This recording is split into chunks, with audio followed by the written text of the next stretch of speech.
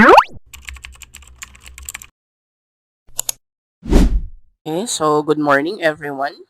Good morning or good afternoon. So now we are discussing what is document. So first, let me read the definition. So any material that contains marks, letters, words, numbers, figures, signs, symbols, or other modes of written expressions offered as proof of their contents, whether visible, partially visible, or invisible, that may convey a meaning or message to someone. So this definition is the legal definition. So let's proceed with the Wikipedia definition. So it comes from the Latin word documentum, which denotes teaching or lesson. So a document is any material that contains written, printed, or recorded information. So it can be in the form of letters, words, numbers, symbols, pictures, or even electronic data that express or convey a message. So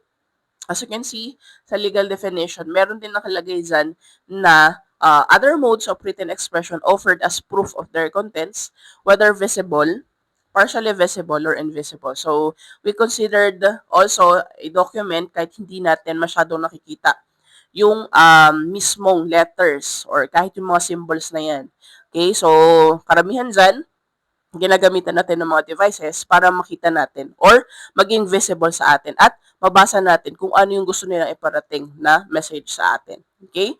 So, next, in simple terms, a document is something that provides information or serves as evidence. So, for example, a birth certificate, a contract, yung mga resibo, yung mga emails, kahit yung mga text messages.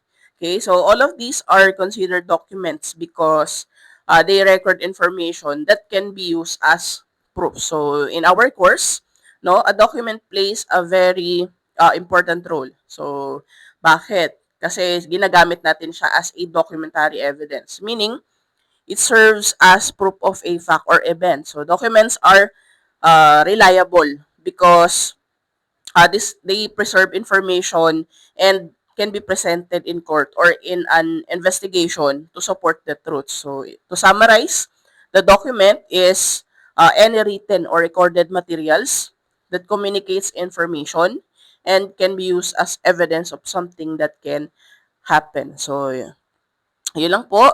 Mag-aral lang mabuti and God bless everyone.